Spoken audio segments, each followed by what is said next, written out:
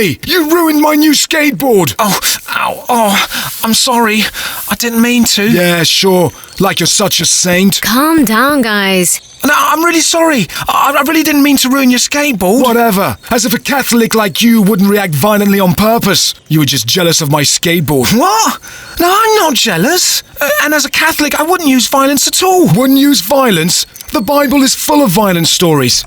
What about the one where a father kills his own son intentionally? What? Relax, guys. Michael didn't do it on purpose. And what story are you talking about? I know what story you're talking about. The story of Abraham and Isaac.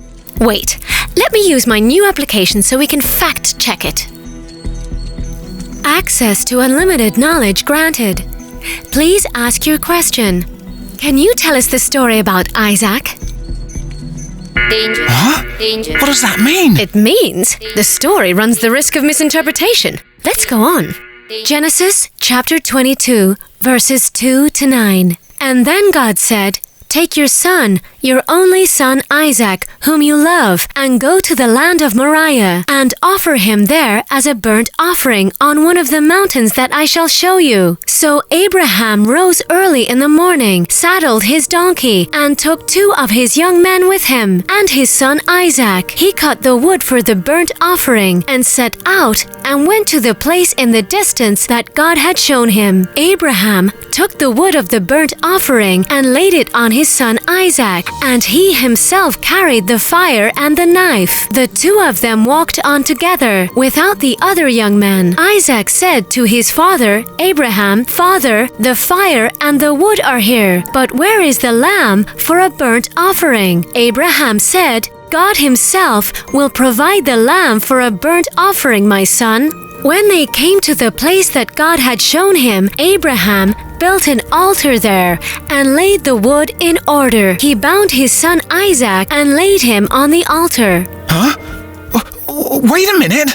So Abraham is ordered by God to sacrifice his only son? Oh, wow, that's really crazy.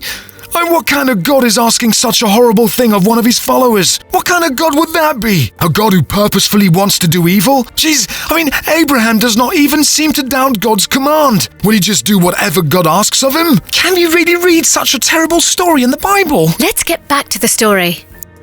Then Abraham reached out his hand and took the knife to kill his son. But the angel of the Lord called to him from heaven and said, "Abraham, Abraham, do not lay your hand on the boy or do anything to him. For now I know that you fear God, since you have not withheld your son, your only son, from me." And Abraham looked up and saw a ram caught in a thicket by its horns. Abraham went and took the ram and offered it as a burnt offering instead of his son. Wait, so Abraham doesn't kill his own son? But why does God give the order to kill Isaac first and then he saves him? I don't understand any of this. Well, what's the meaning of this story? Wait, there is a frequently asked questions section on this story. Let's check it out. Look at all these questions. How is it possible that a story like this can be found in the Bible? Yeah, I thought the Bible was like Jesus, about love. Do people really attach importance to this story? I think the people who do are a bit sick in their heads, don't you think? Does God have the right to demand such things? To test people like that? Look, what kind of God asks a father to sacrifice his only son? Sure, but what kind of father is willing to sacrifice and kill his son without any kind of protest or hesitation? Since when is it okay to sacrifice human lives? For me, this is just proof that religion is irrational and dangerous. Don't you think? Let's look at this one. Is the story of Abraham and Isaac still relevant today? Can we still get something out of this?